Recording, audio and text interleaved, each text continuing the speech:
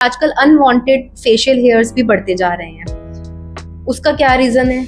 आजकल 20-20 laser unwanted facial hair के लिए सिटिंग्स ली जाती हैं, लेकिन फिर भी बाल आने बंद नहीं होते। सो ये अनवांटेड फेशियल हेयर है जो आपकी पीसीओडी की वजह से हो सकते हैं, जो आपको हार्मोनल डिस्टर्बेंस की वजह से, आपको स्ट्रेस की वजह से हो सकते हैं। अच्छा मैम, आपने देखा होगा कि पहले के टाइम में जो टीनेज होती थी, गर्ल्स होती थी, उनके एक्ने पिंपल्स वगैरह निकलते थे एंड वो धीरे धीरे अपने टाइम लेके ठीक भी हो जाते थे। इसका भी सबसे बड़ा कारण है हार्मोनल डिस्टर्बेंस। हमारा जो फीमेल हार्मोन्स हैं ये बहुत फ्लक्चुएट करते हैं।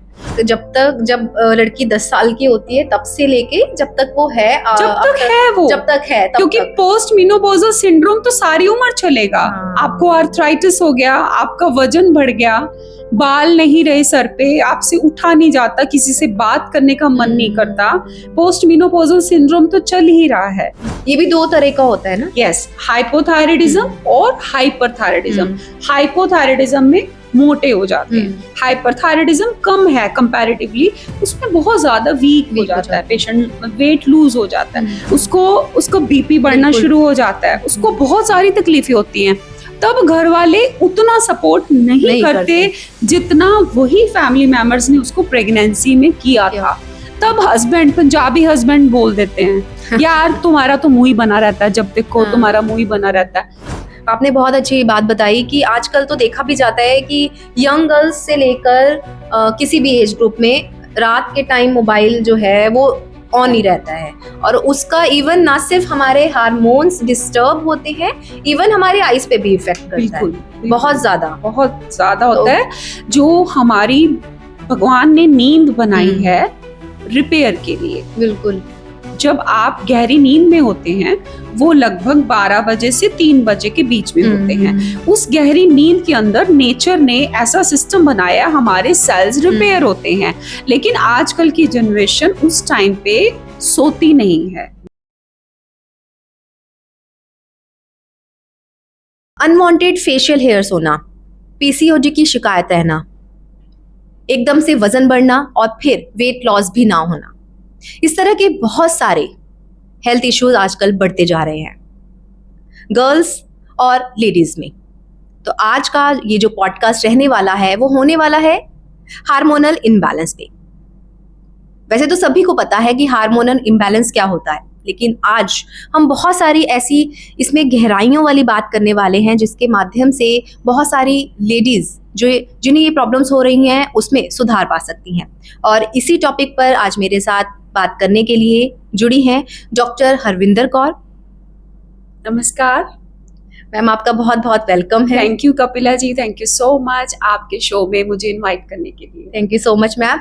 यहाँ मैं आपको बता दूं कि डॉक्टर हरविंदर कौर एक होम्योपैथिक डॉक्टर हैं, साथ ही साथ ये योगा एक्सपर्ट भी हैं। तो आप इनकी फिजिक को देखकर भी अंदाजा लगा सकते हैं कि ये कितनी कि मेरे लिए तो बहुत ज्यादा इंस्पायर करती हैं मुझे, मेरे को इनको देखकर बहुत ज्यादा इंस्पिरेशन मिलती है।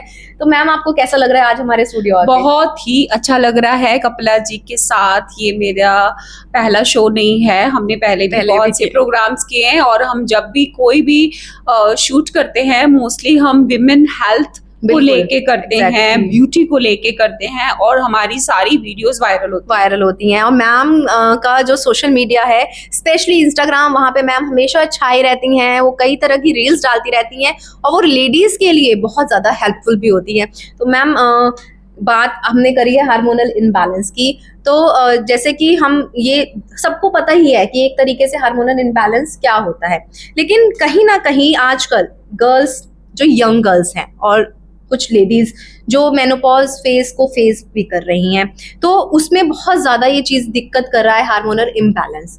आखिर क्यों बढ़ रहा है, इसका रीजन क्या है? पहले अगर हम पिछले जमाने में जाएं तो पहले लोगों को हार्मोनल प्रॉब्लम्स नहीं होती थी। इसके 2-3 मेन रीजंस हैं, मैं अपने ऑडियंस को बताना चाहूंगी। सबसे बड़ा कारण है over thinking, stress, negative thinking. जब हम ओवर थिंकिंग करते हैं, हम स्ट्रेस लेते हैं, तो बॉडी के अंदर क्या होता है, कॉर्टिसोल नाम का हार्मोन रिलीज होता है। जिसे स्ट्रेस हार्मोन भी कहते हैं। Okay. अब जब स्ट्रेस हार्मोन ज्यादा बढ़ जाता है तो सबसे पहले वो क्या करता है, हमारे ब्लड में शुगर लेवल इंक्रीज कर देता है, हमारा इम्यून सिस्टम वीक कर देता है, हमारे टम्मी के आसपास, अब्डोमेन के आसपास फैट इकट्ठा शुरू कर देता है, Okay. मेटाबॉलिज्म लो हो जाता है, आपका वेट गेन होना शुरू हो जाता है।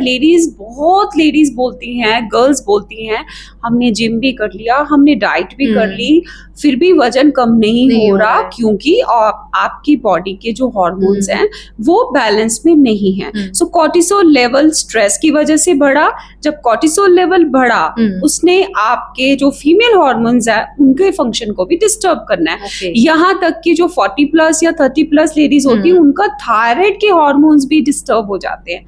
पूरा एंडोक्राइन सिस्टम जो फीमेल बॉडी है कपिला जी, वो पूरी हार्मोन्स पे चलती है। बिल्कुल। प्यूबर्टी से लेके मीनोपॉज तक के फेज में, प्रेगनेंसी में, ब्रेस्ट फीडिंग में, इतने फेजेस में वो कितने हार्मोनल चेंजेस से क्रॉस करती है। एज ए रिजल्ट उसकी फिगर खराब होती है, उसकी स्किन खराब होती है, हेयर थिनिंग होती है, कितने हेल्थ इश्यूज, मूड स्विंग्स होते हैं, हॉट फ्लैशेस होते हैं, हड्डियां वीक हो जाती हैं। सो ये सबसे पहला हमने कारण जाना स्ट्रेस। सो आज से ही स्ट्रेस लेना छोड़ दीजिए। जिंदगी इतनी खूबसूरत है, जिंदगी का नशा अपने ऊपर चढ़ा लीजिए। बिल्कुल, बहुत अच्छी बात आपने बोली है। और दूसरा जो रीजन है, आजकल की जो जनरेशन है लेट नाइट जागती है, जो सुन रहे हैं उनको पता है, और जंक फूड ज्यादा खाते हैं। न्यूट्रिशन आपका कम हो गया, न्यूट्रिशनल डेफिशिएंसी हो गई बॉडी में, आयरन कम हो गया, B12 कम हो गया, G3 कम हो गया, मैग्नीशियम, जिंक सब कम हो गया, क्योंकि आप जंक फूड खा रहे हैं, न्यूट्रिशन नहीं जा रहा। एज ए रिजल्ट आपके अंदर हार्मोनल प्रॉब्लम्स आती हैं। तीसरा कारण है जो हमारे कंट्री में बहुत सारी चीजों में मिलावट होती है। हमारे जो हम अनाज खाते हैं उसके अंदर भी केमिकल्स, फर्टिलाइजर्स हैं। हम जो दूध पीते हैं सबसे ज्यादा वो PCOD का कारण है। Oh my God. जो आर्टिफिशियल दूध पी रहे हैं, जो बफलोज को इंजेक्शंस दिए जाते हैं, वो हार्मोन के इंजेक्शंस होते हैं, वो नेचुरली मिल्क नहीं दे रही, उसको जबरदस्ती दूध निकाला जा रहा है आर्टिफिशियल हार्मोन्स देके। अब वही दूध जब गर्ल्स या लेडीज पीती हैं, उनके अपने हार्मोन्स डिस्टर्ब हो जाते हैं। एज ए रिजल्ट PCOD जैसी प्रॉब्लम, फिब्राइड जैसी प्रॉब्लम, आजकल फाइब्राइड भी बहुत कॉमन है। ये सारे कुछ ना कुछ गलत जो फूड, एडल्ट्रेटेड फूड है, उसकी वजह से भी होता है। चौथा कारण है लेट नाइट जागना और लैक ऑफ फिजिकल एक्टिविटी। आपका काम सारा दिन बैठने का है, या फिर आप वैसे ही कोई एक्सरसाइज नहीं करते, तो ये भी एक कारण है हार्मोन लेवल जो डिस्टर्ब होने का, और फाइनली ये सारी प्रॉब्लम्स होने का। आपने बहुत अच्छी बात बताई कि आजकल तो देखा भी जाता है कि यंग गर्ल्स से लेकर किसी भी एज ग्रुप में रात के टाइम मोबाइल जो है वो ऑन ही रहता है, और उसका इवन ना सिर्फ हमारे हार्मोन्स डिस्टर्ब होते हैं, इवन हमारे आईज पे भी इफेक्ट करता है। बहुत ज्यादा होता है।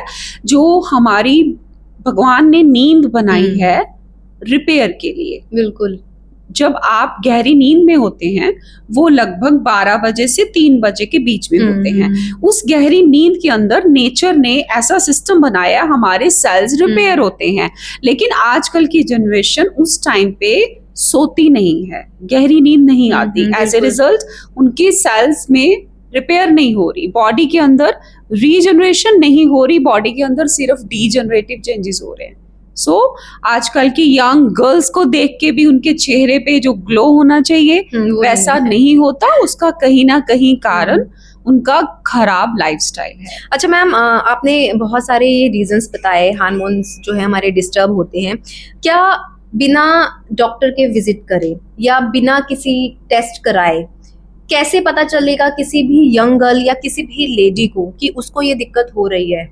बिल्कुल, सबसे पहले मैं आपको PCOD के सिम्टम्स बताऊंगी। आपकी आजकल बच्चियों को 10 साल के बाद कभी भी पीरियड्स आ सकते हैं। फर्स्ट ऑफ ऑल, इनिशियली अगर आपके बच्चे के पीरियड्स इरेगुलर हैं, दिस इज नॉट अनकॉमन, घबराने की जरूरत नहीं है। अगर आपके बच्चे को 10.5 साल की उम्र में ही पीरियड्स आ रहे हैं, पहले ये 13 साल में 12 साल में आते थे, अगर आ रहे हैं तो पहले आप 6 महीने इसको लाइटली ले सकते हो।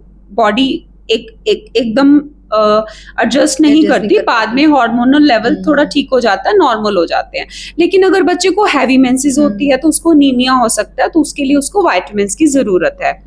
सो हार्मोनल आपको पीसीओडी है, ये हम कैसे जाने? सबसे पहले आपके बच्चे का वेट बढ़ना शुरू हो जाएगा, आपके बच्चे के हेयर फॉल होगा, not only in young girls, even in 30+ age group ladies also are suffering from PCOD nowadays. So बाल झड़ेंगे, चिन के ऊपर बाल आने शुरू हो जाएंगे, बॉडी के ऊपर भी बहुत सारे बाल आएंगे, और अपर बैक, अपर आर्म्स पे एक्नी आएंगे, आपकी गर्दन यहाँ से काली होनी शुरू हो जाएगी, आपका जो एल्बोज हैं वो काले हो जाएंगे, आपके जो नीज हैं वो काले हो जाएंगे, अपर बैक पे एक्नी आएंगे, बहुत जल्दी जल्दी गुस्सा आएगा, और बहुत ज्यादा मीठा खाने का मन करेगा। सो ये बहुत ही प्रोमिनेंट सिम्टम्स हैं कि आपको या आपके बच्चे को पीसीओडी के चांसेस हैं। सो अकॉर्डिंगली आप डॉक्टर के पास विजिट उस टाइम जाने की जरूरत है। आपने कहा कि मीठा खाने की भी क्रेविंग होगी, तो क्या उस टाइम पे बच्चे को दे देना चाहिए फिर मीठा? नहीं, अगर हम ऑलरेडी पीसीओडी में या हार्मोनल प्रॉब्लम्स में वेट गेन तो बहुत ज्यादा होता है, और अगर हम मीठा दे रहे हैं तो वो और ज्यादा वेट गेन होता है।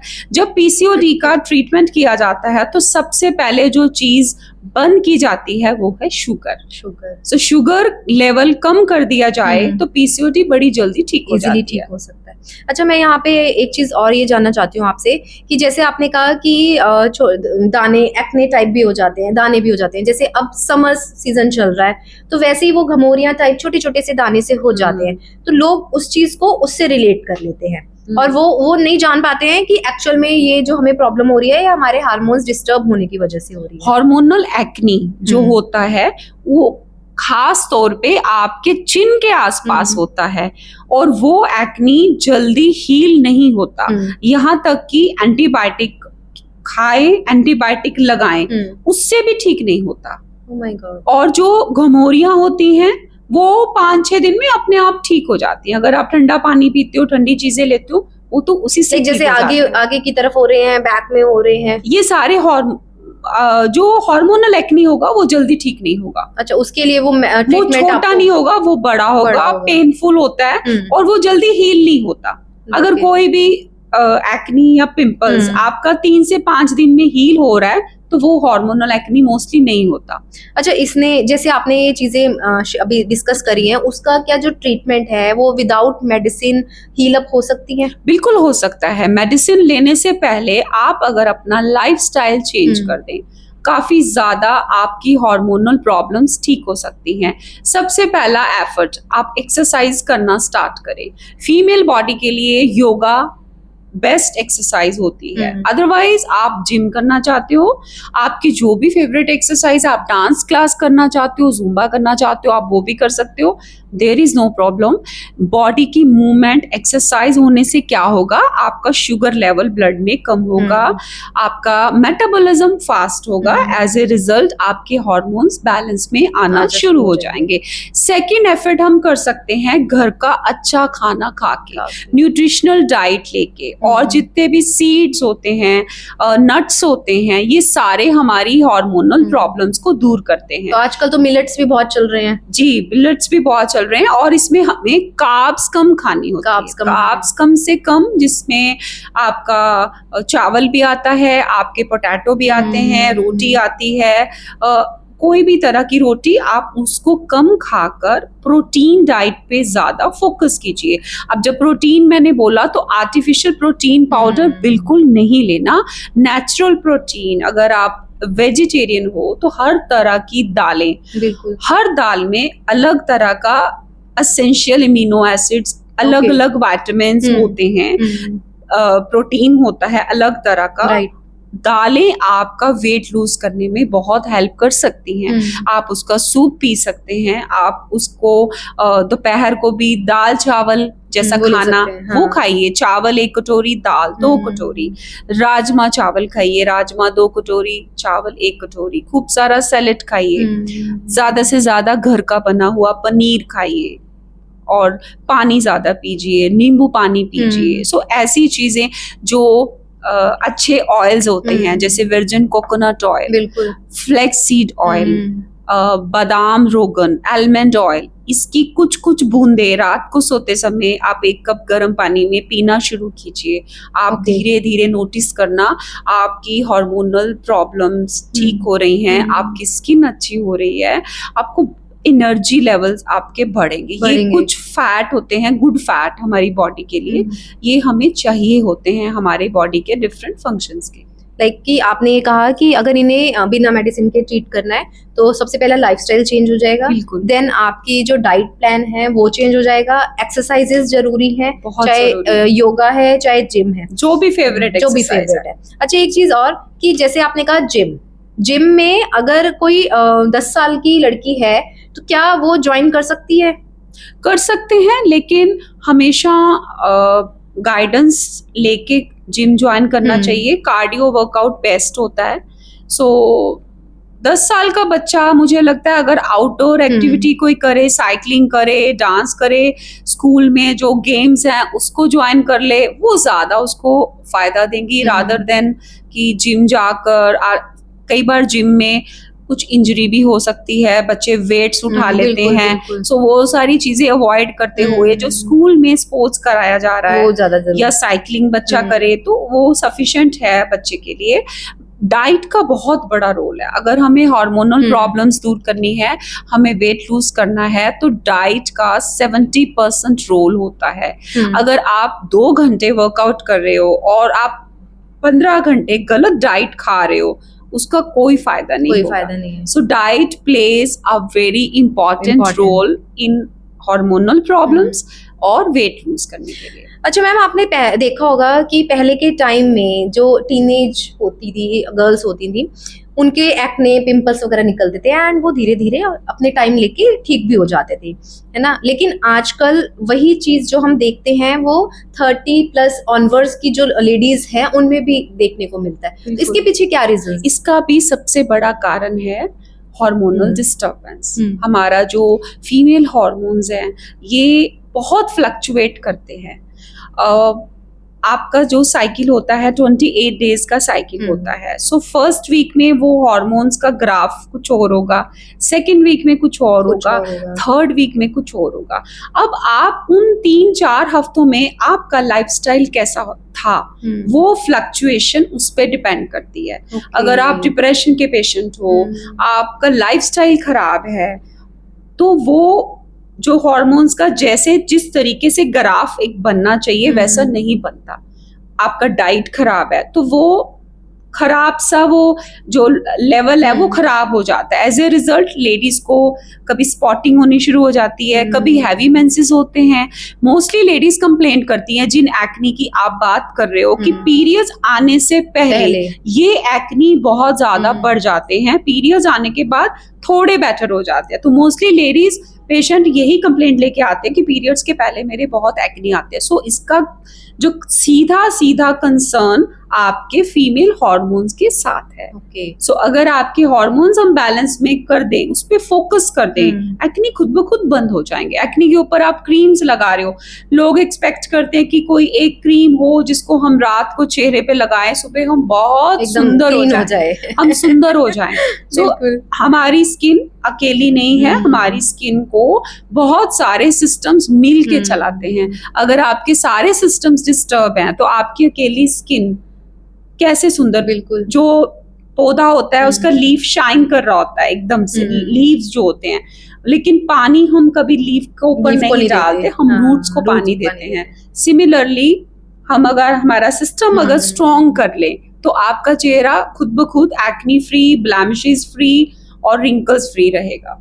लाइक कि ये भी कह सकते हैं कि हमारी अगर गट हेल्थ अच्छी होगी तो उसका health is also very important, वो उसका असर हमारे फेस पे भी आएगा। मोस्टली एक चीज मैं बताना चाहती हूँ, मेरे पास स्किन के पेशेंट्स ज्यादा आते हैं पिगमेंटेशन के। सो हम उनसे पूरी डिटेल्स लेते हैं। तो पेशेंट से एज पूछी जाती है, फिर उसकी वेट पूछा जाता है, हाइट और वेट। मोस्टली लेडीज का वेट 70 प्लस होता Oh my है, God. 90 प्लस होता है, और एज लेकिन ग्रुप क्या है? एज ग्रुप उनकी 40 प्लस होती है। ओके। तो वेट उनका बहुत ही कम लेडीज होती हैं जो बोले कि मेरा वेट 60 है, अकॉर्डिंग टू एज, मतलब according to age. 40 plus lady का 60 तक वेट ठीक रहता है, लेकिन 90 केजी, 80 केजी, 70 केजी की मैक्सिमम लेडीज होती हैं, और they are not concerned about their weight, they are concerned about their face। तो उनको समझाना पड़ता है कि तुम्हारा फेस खराब है क्योंकि तुम्हारे हार्मोन्स डिस्टर्ब है, तुम्हारे हार्मोन्स डिस्टर्ब है, उसकी वजह से तुम्हारा वेट ज्यादा है। Exactly. अगर वेट ज्यादा है तो तुम्हारी ये इतना जो बर्डन है सारा हड्डियों के ऊपर है।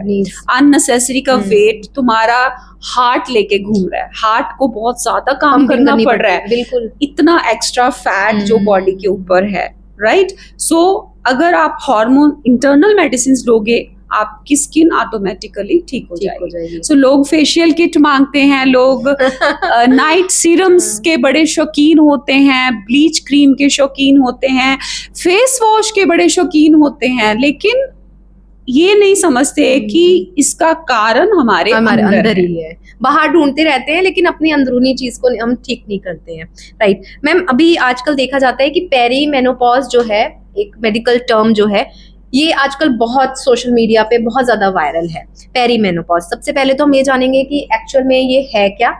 सेकेंड थिंग कि ये कब तक चलता है, इसके सिम्टम्स क्या हैं, और कितने ईयर्स तक ये रहता है। जी, बहुत अच्छा सवाल है। पेरीमेनोपॉज क्या है? मेनोपॉज बोला जाता है stoppage of menses. So menses stop होने के पहले का टाइम। मेंसेस कभी भी किसी फीमेल को सडनली स्टॉप नहीं होते, बहुत साल लगते हैं इसको पूरी तरह से स्टॉप होने के लिए। पेरीमेनोपॉज एक ऐसा फीमेल बॉडी का फेज होता है जो पीरियड्स बंद होने के पहले जो बॉडी के अंदर चेंजेस आने शुरू हो जाते हैं। उसके चेंजेस क्या होते हैं? सबसे पहले आपका वजन बढ़ता है, और वजन भी स्पेसिफिक एरियाज में बढ़ता है। फॉर एग्जांपल, आपकी टमी का फैट, लोअर टमी का फैट, आपके हिप्स हैवी हो जाते हैं, लेडीज का ब्रेस्ट साइज इंक्रीज हो जाता है, आर्म्स मोटी हो जाती हैं, और एट द सेम टाइम जो फेस के मसल्स होते हैं वो लूज होने शुरू हो जाते हैं। फेशियल मसल मास लूज हो जाता है, बाकी जगह पे अननेसेसरी का फैट आना शुरू हो जाता है। सो ये पेरीमेनोपॉज के सबसे पहले सिम्टम्स होते हैं। दूसरे, इसके नेचर के ऊपर, हमारे मूड्स के ऊपर बहुत सिम्टम्स आते हैं। बिना बात के गुस्सा आना, बिना बात के रोना आना, आप पुरानी बातें बैठ के सोचते हो मेरे साथ उसने ऐसे किया, ऐसा उसको नहीं करना चाहिए था, तो बिना बात के रोना आना, आपके नेचर में सडन चेंज आएगा, आप बिना बात के गुस्सा करना शुरू कर देते हैं। फैमिली पे कोई ना कोई इशू, छोटी छोटी बात पे आपको गुस्सा आना शुरू हो जाता है। उसके बाद आपके हेयर फॉल होता है, हेयर थिनिंग स्टार्ट हो जाती है। सो ऐसे में आपको डरने की बात नहीं है, ये एक फेज है। फॉर एग्जाम्पल, प्रेगनेंसी में हमें नोजिया होता है, वॉमिटिंग होती है, बट हम उसको अच्छे से ले लेते हैं क्योंकि हमें पता होता है ये 2-3 महीने ही है। सो हम उसे हंस के गुजार लेते हैं। लेकिन यही फेज जब पेरीमेनोपॉज में कई साल तक चलता है तो हम घबरा जाते हैं। बहुत सारी लेडीज को यही लगता रहता है मुझे हार्ट की बीमारी हो गई है, क्योंकि इसमें लेडीज को घबराहट होती है, मन करता है मैं खुली हवा में चली जाऊं, बंद कमरे में घबराहट होती है, एंजाइटी के सिम्टम्स आते हैं, रात को नींद नहीं आती। सो ये मल्टीपल, मैं आपको 200 सिम्टम्स पेरीमेनोपॉज फेज के गिना सकती हूँ। जरूरी नहीं कि वो सारे सिम्टम्स सबको होंगे, अपने अपने लाइफस्टाइल के अकॉर्डिंगली, अपनी अपनी बॉडी हेल्थ इश्यूज के अकॉर्डिंगली लेडीज को वो सिम्टम्स आते हैं, पर इसमें डरना नहीं होता। एज जो बात करें नॉर्मल एज की, किस एज में ये स्टार्ट होता है? पहले, अगर मैं पहले जाऊं, आज से 20 साल पहले जाऊं, तो ये 40 के बाद शुरू होता था। आजकल 33, 34 इतना एज ग्रुप, यस, जैसे प्यूबर्टी अर्ली हो गई है, वैसे ही पेरीमेनोपॉज और मेनोपॉज भी अर्ली हो गया है। आज के इंसान ने अपने लाइफ स्पैन को छोटा करना स्टार्ट कर दिया है। जल्दी जल्दी चेंजेस हो रहे हैं बॉडी में, जल्दी जल्दी बूढ़े हो रहे हैं। बिल्कुल। ऊपर से मेकअप हम लगा रहे हैं पर अंदर से हमारा सिस्टम जो है वो बड़ी जल्दी जल्दी से बूढ़ा हो रहा है। बिल्कुल। ठीक है, सो पेरीमेनोपॉज आपका 33 के बाद कभी भी शुरू हो जाता है। ये कई साल तक रहता है और सिम्टम्स कभी नहीं भी होते। हाँ। 1 महीने आपको बहुत सारे बॉडी एक्स इसमें बहुत होती है, ओके। बहुत सारी। अब इसमें बहुत जरूरी है आपको इसको हैंडल करना। लेकिन किसी को पता ही नहीं है कि उसको पेरीमेनोपॉज स्टार्ट हो गया है, तो कैसे फाइंड आउट करें? आपने सिम्टम्स तो बताए, कुछ सिम्टम्स मैच हो गए हमारे साथ जी। तो कई बार तो लेडीज घबरा जाती हैं कि ये सिम्टम्स तो मुझे मैच हो रहे हैं, क्या पता मुझे वही है ना। लेकिन कई बार जब वो डॉक्टर्स को दिखाते हैं ऐसा कुछ भी नहीं होता। उसके अलावा भी कई चीजें ऐसे हो जाती हैं, जैसे आपने कहा स्ट्रेस लेवल बहुत ज्यादा होता है, तो कैसे पता हम कर सकते हैं? मोस्टली जो 33, 34, 35 साल का जो एज ग्रुप की लेडीज होती है ना, उनको इस चीज का एहसास ही नहीं होता हमें ये सब क्यों हो रहा है। बिल्कुल। तो उनको पहले तो ये पता होना चाहिए कि ये पेरीमेनोपॉज है। फिर उसके बाद अगर दिक्कत बहुत ज्यादा हो रही है तो सबसे पहले आपको ब्लड टेस्ट करवाना है। उस ब्लड टेस्ट में आपका haemoglobin, B12, D3, ESR, CRP, thyroid profile और फीमेल हार्मोनल एसिड आपके ये टेस्ट करवा सकते हैं। एक बेसिक अल्ट्रासाउंड भी करा सकते हैं। उसमें जरूर बहुत सारी डेफिशिएंसी निकलती है। हार्मोन्स इतनी जल्दी डिस्टर्ब नहीं होते।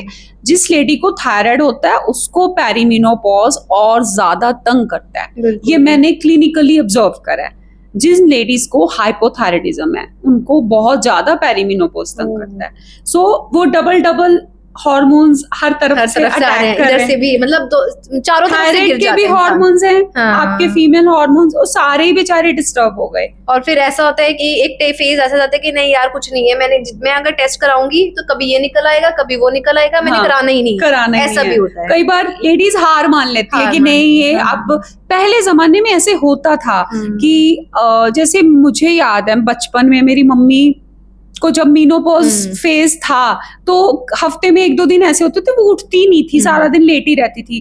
तो मुझे इस चीज का एहसास नहीं था, पता ही नहीं होता। उस टाइम पे उनको किसी डॉक्टर ने सप्लीमेंट्स भी नहीं दिए क्योंकि सबसे ज्यादा हड्डियां वीक लेडीज की मीनोपॉज में होती हैं। As it is female body की जो हड्डियां होती हैं वो आदमी की हड्डियों के कंपैरिजन में पतली होती हैं और छोटी होती हैं। जैसे ही उनके हार्मोन डिस्टर्ब होते हैं वो और ज्यादा सेंसिटिव हो जाती हैं। सो थोड़ा सा चोट लगी साथ ही फ्रैक्चर होगा। सो आपका विटामिन D3 लेवल, आपका कैल्शियम लेवल, आपका ESR ये आपका सब नॉर्मल रहना चाहिए। अगर आप आर्थराइटिस से बचना चाहते हैं, अगर आपकी हड्डियां वीक हैं, आपका वेट ज्यादा है, आपको आर्थराइटिस होने के बहुत ज्यादा चांसेस हैं। यही रीजन है मेन। फिर यही रीजन है। हम देखते हैं बूढ़ी औरतें, मतलब बूढ़ी होते होते आर्थराइटिस, घुटने लंगड़ा के लोग कैसे चलते हैं, तो चाल बदल जाती है। और वो तब उनको एहसास होता है जब डॉक्टर बोलता है जी घुटने की सर्जरी ही होगी। तब सप्लीमेंट्स खाने का कोई फायदा नहीं है। सप्लीमेंट्स खाने की राइट एज है जब आप 30 साल के हो। आपको जैसे ही लगे कि मुझे थोड़ी थोड़ी बॉडी एक्स हो रही है, तुरंत ब्लड टेस्ट कराइए किसी अच्छे डॉक्टर से, उसकी सलाह से आप सप्लीमेंट्स लीजिए। और कभी भी सप्लीमेंट्स की ओवरडोज मत कीजिए। सप्लीमेंट्स के बिना भी थोड़े दिन रहिए, चेक रखते रहिए कि आपके सप्लीमेंट्स, और उसके साथ फिजिकल एक्टिविटी। हड्डियों के लिए फिजिकल एक्टिविटी, एक्सरसाइज बहुत ही जरूरी है। फीमेल्स को मैं बताना चाहती हूँ आपकी हड्डियां बहुत वीक हैं और ये डे बाय डे और वीक होंगी। अब आज के जमाने में हमारे पास इतना प्योर दूध नहीं है कि हम अपनी हड्डियों को, प्योर तो कुछ भी नहीं है, ताकतवर बना ले। सो आप हमेशा हर 6 महीने के बाद आपका D3, आपका कैल्शियम, आपके सप्लीमेंट जरूर लीजिए। और हफ्ते में 5 दिन आप खाना छोड़ दीजिए पर एक्सरसाइज मत छोड़िए। अगर आप आर्थराइटिस से बचना चाहते हैं, आप वेट गेन से बचना चाहते हैं। बहुत बहुत अच्छी बात आपने बताई मैम। जैसे आपने कहा कि पेरीमेनोपॉज का फेज आया, तो क्या उसके खत्म होने के तुरंत बाद ही मेनोपॉज शुरू हो जाएगा? मेनोपॉज एकदम से नहीं आता। जैसे क्या होता है आपके पीरियड्स मोस्टली क्या होता है लेडीज को कम हो जाते हैं, किसी किसी लेडीज के हैवी मेंसेस स्टार्ट हो जाती है, इतनी हैवी ब्लीडिंग होती है, फिर उनको हम अल्ट्रासाउंड कराने के लिए बोलते हैं। उससे ये पता लग जाता है कि कहीं आपकी बच्चेदानी की परत मोटी तो नहीं है, जिसे हम बल्की यूट्रस बोलते हैं, आपके अंदर फिब्राइड, यूट्राइन फाइब्राइड तो नहीं है, आपके अंदर एंडोमेट्रियोसिस, आपके अंदर ओवरीज के अंदर कोई सिस्ट तो नहीं है जिसकी वजह से आपको क्लॉट्स आ रहे हैं, हैवी ब्लीडिंग हो रही है। कुछ लेडीज को क्या होता है, एक साइकिल के बीच में स्पॉटिंग होती है, थोड़े दिन स्पॉटिंग होती है, फिर प्रॉपर पीरियड्स आते हैं, उसके बाद एक हफ्ता वो ठीक रहती हैं, फिर स्पॉटिंग स्टार्ट हो जाती है, मतलब फिर पीरियड्स आते हैं, चला जाता है। ये सबसे ज्यादा डेंजरस होता है। My उनकी God. बैकबोन की तो बैंड ही बजेगी। तो उनको, कई लेडीज को लगता है स्पॉटिंग ही हो रही है, छोड़ो, उस स्पॉटिंग से भी तब ध्यान भी नहीं देते। आपकी बहुत, आपके अंदर वीकनेस आएगी, बहुत ज्यादा वीकनेस आएगी, आपको वेजाइनल इन्फेक्शन होने का, आपको यूटीआई होने के चांसेस भी रहते हैं, क्योंकि ब्लड थोड़ा थोड़ा रोज आ रहा है, उसके अंदर बैक्टीरिया भी होगा, राइट। सो ये सिम्टम्स कुछ लेडीज को, किसी को हैवी मेंसेस होती है, किसी को कम होते हैं, किसी को 2 महीने स्किप होते हैं, फिर रेगुलर आते रहते हैं। कुछ लेडीज अच्छे से अगर अपना लाइफस्टाइल ठीक कर लेती है तो उनके मेंसेस रेगुलर भी हो जाते हैं। फाइनली मीनोपॉज आते आते वो बंद भी हो जाते हैं। कई बार 3 महीने 4 महीने बंद रहने के बाद एक बार जब दोबारा आते हैं वो फिर से हैवी होते हैं, उसमें आप एक बार चेकअप करा सकते हो, फिर बंद हो जाते हैं। तो ऐसे ये सडनली बंद बहुत ही कम लेडीज में होते हैं। तो क्या हम इन्हें बिना मेडिसिन के भी ठीक किया कर सकते हैं इसको? मैंने जैसे बताया, आपको ब्लड टेस्ट और नॉर्मल अल्ट्रासाउंड अब्डोमेन अगर आप कराते रहते हो हर 1 साल के बाद या हर 6 मंथ्स में, उसके अंदर जैसे जैसे जो दिक्कत आती है आप उसका ट्रीटमेंट लेते रहिए, साथ में आपकी डाइट अच्छी लीजिए। सबसे ज्यादा एनीमिया इंडियन विमेन के अंदर पाया जाता है। भारतीय औरतें या लड़कियां सबसे ज्यादा इनके अंदर खून की कमी होती है। जब क्या अवेयरनेस की कमी है? अवेयरनेस की कमी है। जैसे ड्यूरिंग पीरियड्स आपको आयरन सप्लीमेंट लेना बहुत जरूरी है।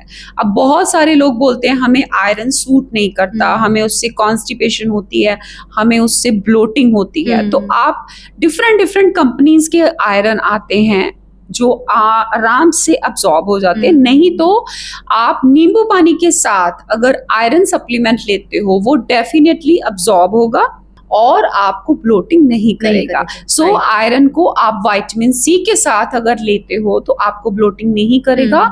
और जैसे ही आपके पीरियड्स शुरू हो, आपके लिए आयरन लेना, विटामिन B12 या बी कम्प्लेक्स लेना बहुत जरूरी है। आप 5 दिन 6 दिन, भले आपको ब्लीडिंग 3 दिन है, आपने 6 दिन लगातार आयरन लेना है। अगर आपका 12 ग्राम से नीचे है तो आपको 3 मंथ्स लगातार लेना है। जब आप एक लेवल पे आ जाते हो, आपका HB नॉर्मल हो गया, आप तब सिर्फ पीरियड्स में आयरन खाइए, आपको कभी अनीमिया नहीं होगा। और अगर आपको अनीमिया है, आपके चेहरे के ऊपर ग्लो किसी भी क्रीम से नहीं आएगा। बिल्कुल, जब अंदर ब्लड ही नहीं है तो चेहरे पे कहाँ से वो दिखेगा। बिल्कुल सही कहा आपने।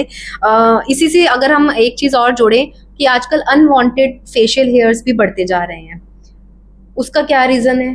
क्यों यंग गर्ल्स में भी देखने को मिल रहा है ये, और जब पेरीमेनोपॉज का फेस चल रहा होता है तब भी देखने को मिल रहा है।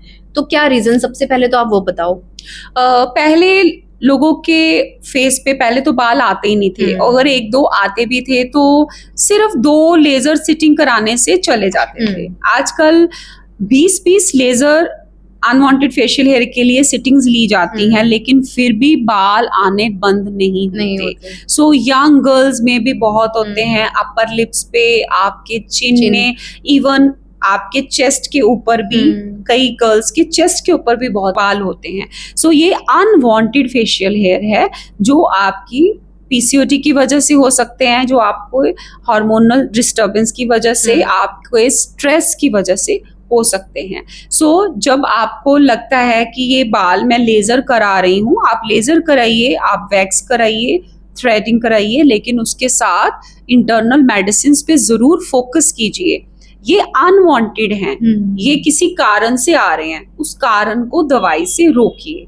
आपका लाइफस्टाइल चेंज कीजिए। ये सारी की सारी जो आज हम डिस्कस कर रहे हैं ये बिल्कुल, हार्मोनल imbalance। इम्बैलेंस की वजह से है। इसी के साथ फेस पिगमेंटेशन भी होता है, फेस और इवन की यंग गर्ल्स में भी देखने को मिल रहा है। बिल्कुल होता है। आप अगर पंजाब की बुजुर्ग औरतों को, बहुत सारी ऐसी जो सिख फैमिलीज की आप देखोगे, उनकी बहुत लंबी लंबी दाढ़ी हमें दिखने को मिलती है। वो क्योंकि सिख फैमिली की हैं, वो बाल रिमूव नहीं करते, राइट। अब ये बाल उनके जवानी में नहीं थे, जब उनको मीनोपॉज आया, मीनोपॉज के बाद उनके बाल आए और वो इतनी ग्रोथ हो जाती है बूढ़े होते होते। सो ये कहीं ना कहीं एक औरत के लिए बड़ा एम्बैरेसिंग सिचुएशन है। ये एक तरह की बीमारी ही है। सो इसको हम टाइम रहते रहते अगर ठीक कर लें, अगर आपको यंग एज में ही आपकी मदर को ये प्रॉब्लम थी तो डेफिनेटली डॉटर को भी आएगी। अगर अब नहीं तो मीनोपॉज के बाद आ जाएगी। लाइक जनरेशन टू जनरेशन ये आती है। सो इंटरनल मेडिसिन लीजिए, अपना लाइफस्टाइल अच्छा कीजिए, एक्सरसाइज कीजिए, सबसे इम्पोर्टेंट हमेशा खुश रहिए और थोड़े से लेजर के सिटिंग्स ले लीजिए, आपकी ये प्रॉब्लम भी ठीक हो जाएगी। मैम, हेयर थिनिंग के भी बहुत सारे आजकल आपने देखे हैं कि केसेस बढ़ रहे हैं यंग गर्ल्स में भी, तो क्या रीजंस उसके हैं और क्यों, मतलब ऐसा हो ही क्यों रहा है? हर चीज जो हम कर रहे हैं बात आज यंग गर्ल्स को रिलेट करके कर रहे हैं, क्योंकि उनमें सबसे ज्यादा देखा जाता है। सबसे ज्यादा है। सी, एक औरत या एक फीमेल या एक लड़की को हम खूबसूरत कब बोलते हैं? जब उसकी स्किन फ्लॉलेस होती है, जब उसके घने बाल होते हैं, उसकी फिगर मेंटेन होती है, वो थोड़ी चीयरफुल होती है और चेहरा खिला हुआ होता है। लेकिन जब हार्मोनल प्रॉब्लम्स आती हैं, सो इट्स वेरी बैड कि ये सारी की सारी चीजें जो एक औरत को खूबसूरत बना के रखती हैं, वो सारी खत्म हो जाती, खत्म नहीं होती, खराब हो जाती है। फिर उसके लिए हम आर्टिफिशियल चीजों की तरफ भागते हैं, प्रोसीजर्स करवाते हैं, केमिकल पील्स करवाते हैं, लेजर्स करवाते हैं, जिनका कहीं ना कहीं आपको साइड इफेक्ट्स भी होता है। सो ये सारी प्रॉब्लम्स को अकेला डॉक्टर ठीक नहीं कर सकता। मैं अपने पेशेंट्स को हमेशा बोलती हूँ कि 50% एफर्ट मेरा है, 50% एफर्ट आपका भी है। अगर आपने ये सारी प्रॉब्लम्स दूर करनी है तो आपको एक्सरसाइज चाहिए, आपको अच्छी डाइट चाहिए, आपका लाइफस्टाइल अच्छा चाहिए, सुबह जल्दी उठना, रात को जल्दी सोना, जो बर्ड्स करते हैं नेचर के साथ बिल्कुल रहते हैं, हमें भी नेचर के साथ रहना चाहिए, नेचर को एंजॉय करना चाहिए, आर्टिफिशियल चीजों से थोड़ा दूर रहना चाहिए। क्या हेयर थिनिंग का रीजन हेयर फॉल भी है? फैशन, हेयर कलर, वैसे तो मैंने खुद भी कराया हुआ है, उसके बिना रहा नहीं जाता। सो फैशन हेयर कलर है, केमिकल ट्रीटमेंट्स हैं, और बार बार लोग शैम्पू नए नए ट्राई करते रहते हैं, ये भी कुछ कारण है हेयर थिनिंग के। दूसरा, अगर आपके अंदर न्यूट्रिशनल डेफिशिएंसी है, आपका डाइट अच्छा नहीं है, विटामिन D3 कम है, आपका हेयर फॉल होगा। आपका आयरन कम है, आपको हेयर फॉल होगा। आपके अंदर जिंक कम है, आपको हेयर फॉल होगा। आपके पीरियड्स ज्यादा आते हैं, हेवी मेंसेस आते हैं, आपको हेयर फॉल होगा। आपको क्रॉनिक वाइट डिस्चार्ज, लिकोरिया, जिसे हम लॉस ऑफ वाइटल फ्लूइड्स कहते हैं, उससे भी आपका हेयर फॉल होगा, आपका चेहरा डल होगा, आपके फेस पे एक्ने आएंगे। सो ये कुछ कारण हैं जिसकी वजह से हेयर फॉल होता है। हेयर, पहले लोग बालों को तेल लगा के रखते थे, चोटी करके रखते थे, कितने घने बाल होते थे। अब हम वो सब चीजें नहीं करते, हम मास्क पे आ गए हैं, आर्टिफिशियल। ये सब चीजें क्या हैं? ये सब के सब केमिकल्स हैं। आपको मैं बहुत अच्छी होम रेमेडी बता रही हूँ घने बालों के लिए। आप कैस्टर ऑयल, थोड़ा सा प्योर आलमंड ऑयल आपने लेना है, थोड़ा सा प्योर देसी घी, वर्जिन कोकोनट ऑयल और ऑलिव ऑयल। ये 5 ऑयल आप 1 टीस्पून ले लीजिए, सबको मिक्स कर लीजिए। इसको हल्का गुनगुना गर्म करके आप रात को स्काल्प पे मसाज कीजिए, सुबह आप शैम्पू कर लीजिए। हफ्ते में 2 बार कीजिए। आप 6 to 8 वीक्स इस रेमेडी को यूज कीजिए। अगर आपके हेयर में चेंजेस ना आए, मैं भी करूंगी, आप मुझे और कपिला जी को आकर पकड़ सकते हैं। मैं भी ट्राई करूंगी, ये तो मेरे को लेकिन भी ये बहुत सारी जरूरत चीजें है। मेक श्योर ऑर्गेनिक होनी हाँ, चाहिए, organic होनी ओरिजिनल चाहिए। होनी चाहिए। बिल्कुल। मुझे बहुत बुरा लगता है जब पेशेंट मुझे पूछते हैं मैडम ओरिजिनल कहाँ से मिलेगा, तो आई एम ऑलवेज स्पीचलेस कि मैं कहाँ से इनको कहाँ से बताऊं। बताऊं? मेरा मन करता है कि मैं खुद ही ये सारी चीजें बना के ना, क्योंकि मैम मार्केट में अवेलेबल ही नहीं है, सारी चीजों में तो केमिकल आ रहा है, में मिलावट है। क्या ही कर सकते हैं इस वजह से ही हाँ। लेडीज को इतनी हेल्थ इश्यूज इतने सारे मेल बॉडी को इतनी प्रॉब्लम्स नहीं होती। फीमेल बॉडी क्योंकि चलती हॉर्मोन्स पे है, वो शुरू से प्यूबर्टी से लेके मीनोपॉज तक, प्रेगनेंसी में भी हार्मोन चेंज होते हैं, ब्रेस्ट फीडिंग में भी हार्मोन चेंज होते हैं, प्यूबर्टी में चेंज हुए, उसके बाद जब उसने पेरीमीनोपॉज शुरू हो गया, उसके बाद मीनोपॉज आ गया। इतना ही बस नहीं, पोस्ट मीनोपॉजल सिंड्रोम, अभी हमने ये नहीं बोला। पोस्ट मीनोपॉजल सिंड्रोम मतलब मीनोपॉज के बाद, सिंड्रोम मतलब a set of symptoms, खूब सारे symptoms. So post menopausal syndrome पे तो अभी हम पहुंचे ही नहीं. So जो महिलाएं होती हैं उनको इतनी तकलीफ होती है पूरी लाइफ. So सारे husbands को कोऑपरेट करना चाहिए. आई थिंक जब लड़की 10 साल की होती है तब से लेके जब तक वो है, जब तक है क्योंकि पोस्ट मीनोपॉजल सिंड्रोम तो सारी उम्र चलेगा.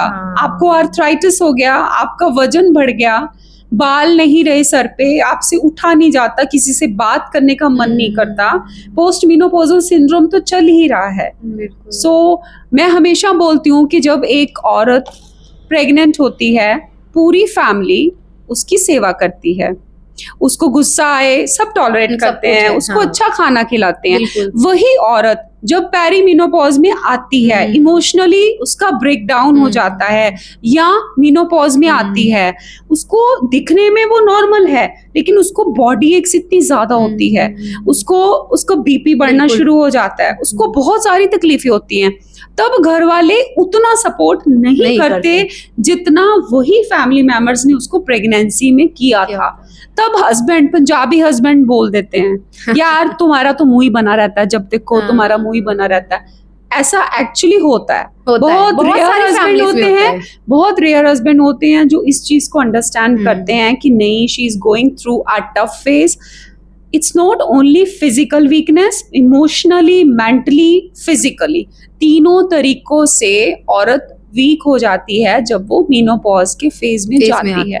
बहुत कम लेडीज होती हैं जो बोलती हैं हमें तो कोई प्रॉब्लम नहीं हुई, लेकिन मैं उनको भी बोलूंगी आपको अगर तकलीफ नहीं भी हुई फिर भी आपने अपने सप्लीमेंट्स लेना नहीं भूलना, आपने एक्सरसाइज करनी बंद नहीं करनी.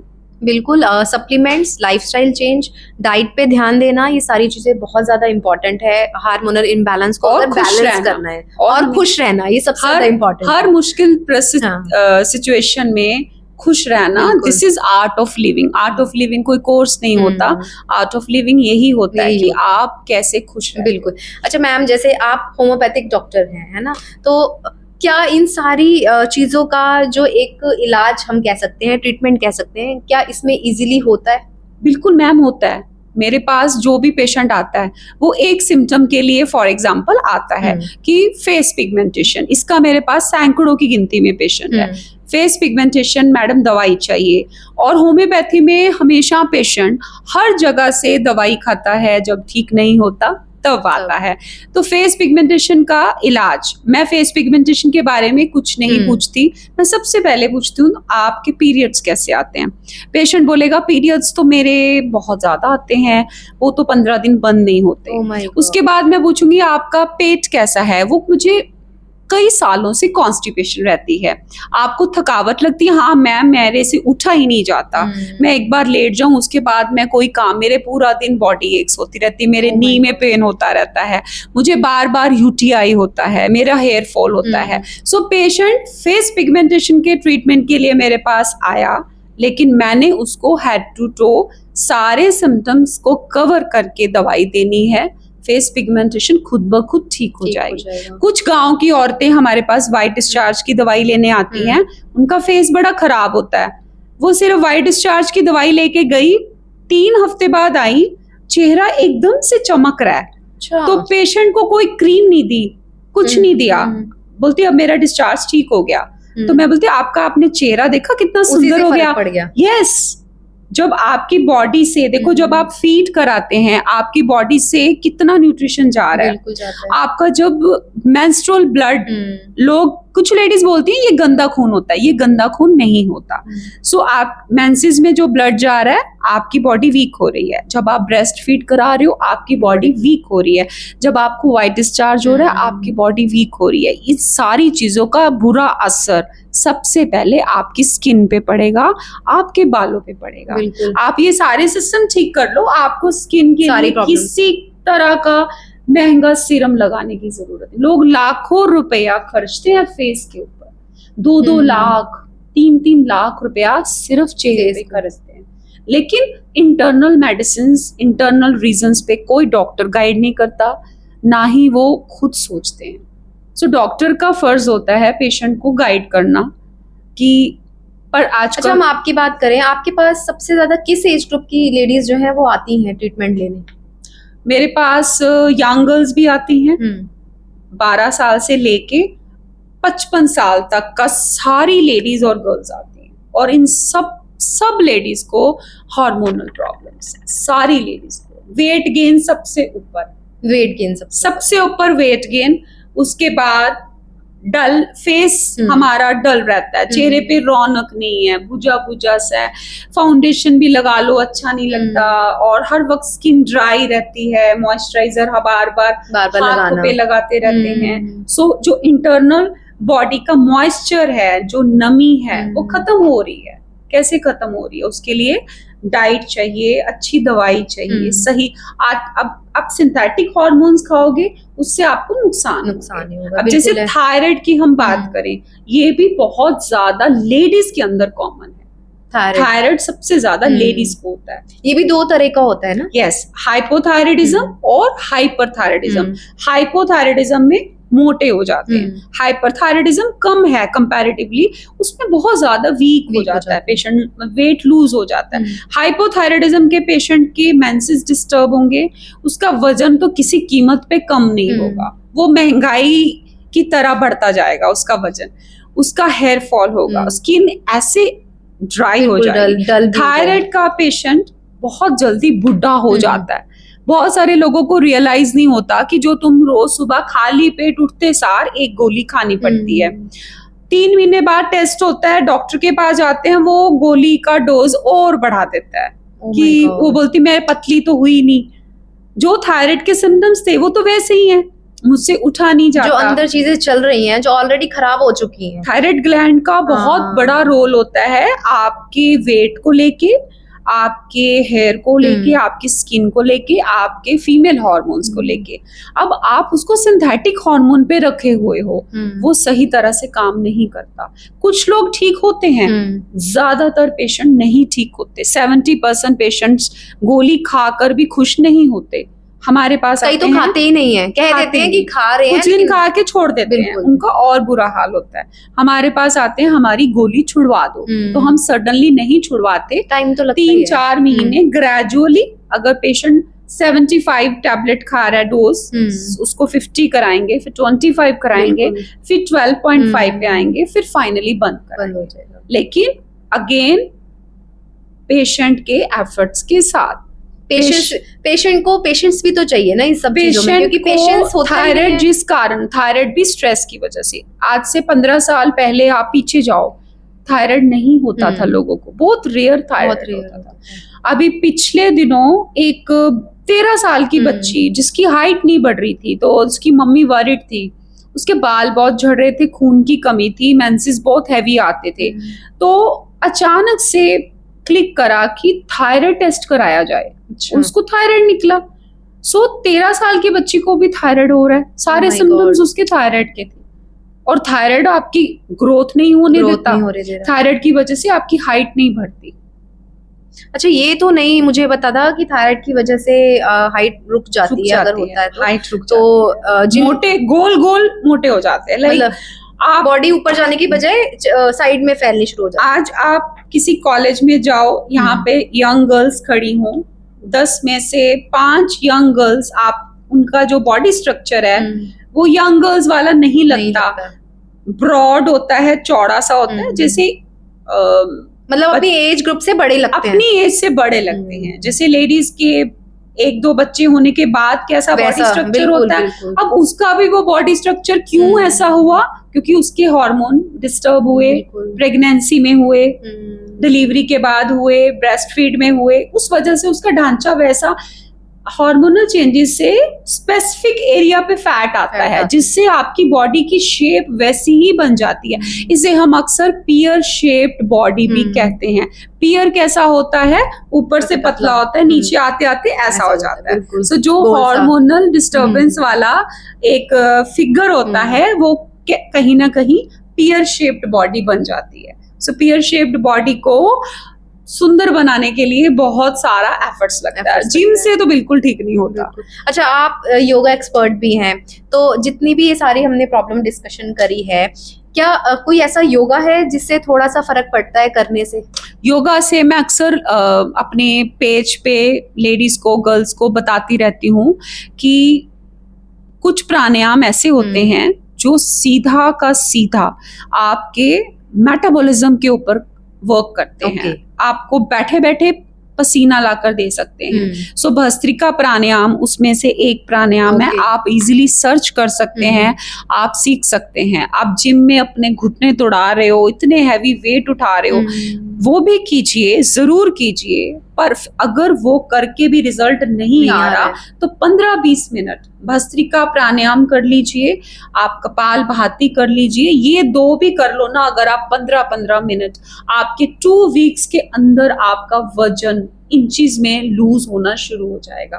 आपके ये क्या करते हैं, हमारा फायर एलिमेंट बढ़ा देते हैं। फायर एलिमेंट मतलब अग्नि तत्व। अग्नि तत्व जब बढ़ जाता है तो क्या होता है, सारा का सारा फैट लूज होगा, आपका जितने बॉडी के अंदर बैक्टीरिया है, वायरस है, फंगस है, सब खत्म हो जाएगा और स्ट्रेंथ भी मिलेगी, आपका स्टेमिना बढ़ेगा, आपका एक ऑरा डिफरेंट हो जाएगा। जो भस्त्रिका कपाल भाती को 15-15 मिनट हर रोज करना शुरू कर दीजिए। अगर आप सीखना चाहते हो मुझे एक मैसेज कीजिएगा, मैं आपको सिखा दूंगी। बिल्कुल मैम, ये बहुत अच्छा योगा करवाती हैं। अगर किसी को भी लगता है कि हमें योगा करना है तो मैम के पेज पे जाके उन्हें फॉलो करके उनसे टाइम लेके आप कर सकते हैं। तो मैम, हमने बहुत सारी बातें आई थिंक आज इस पॉडकास्ट के माध्यम से हमने शेयर करी हैं।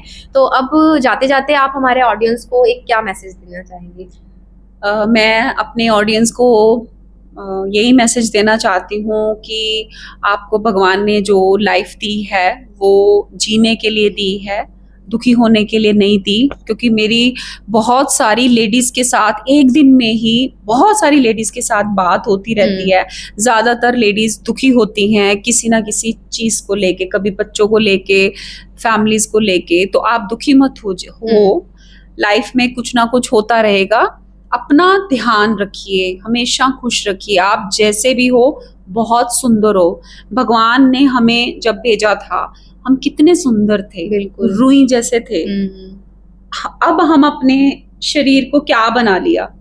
सबसे पहले आपका जो अपना शरीर है इसका ध्यान रखिए। 24 घंटों में से कम 1 घंटा जरूर निकालिए आपने खुद के लिए। उसमें आप वो कीजिए जो आपको अच्छा लगता है। एक्सरसाइज कीजिए, अगर आपको घर पे एक्सरसाइज करना बोर लगता है आप कोई ग्रुप क्लास ज्वाइन कीजिए, ऑनलाइन क्लास कीजिए। अपनी अच्छी डाइट पे फोकस कीजिए, पहले खुद अच्छा खाना खाइए, बाद में फैमिली को दीजिए। अब आप ठीक रहोगे तो फैमिली मेंबर्स अपने आप ठीक रहेंगे। और लाइफ को एंजॉय भी कीजिए, जंक फूड भी खाइए। चीट डे आपके हफ्ते में 1 दिन हो सकता है। और हमेशा खुश रहिए। और रोज रात को सोते समय आपको जो भी कुछ मिला है उसके लिए भगवान का तहे दिल से थैंक यू करके सोइए कि भगवान तुमने मुझे जो दिया मैं उसके लायक नहीं थी, पर तुमने मुझे दिया, उसका बहुत बहुत शुक्रिया। सबको ऐसा जीवन दे और भगवान खुश होके ना अगले दिन थोड़ा ज्यादा देगा। ये बड़ी खुश है, जो आपकी चीज में कमी है वो भी पूरी करे। Thank you so much ma'am, इतना अच्छा मैसेज आपने कन्वे किया और इस तरह के पॉडकास्ट हम आगे भी आपके साथ करेंगे जरूर और अच्छी नॉलेज ग्रैब करते रहेंगे। तो thank you so much. Thank you. So मेरे साथ थे मैम हरविंदर कौर, जिन्होंने हार्मोनल इम्बैलेंस को लेकर बहुत सारी आई थिंक जानकारी जो है आज शेयर करी है। और इस पॉडकास्ट के माध्यम से बहुत सारी जो गर्ल्स हैं, लेडीज़ हैं, उनको बेनिफिट भी हो सकता है। तो इस पॉडकास्ट को आप मैक्सिमम लेडीज़ को शेयर कीजिए और इस तरह के और भी इंफॉर्मेटिव पॉडकास्ट हम आपके लिए लेकर आते रहेंगे। नमस्कार।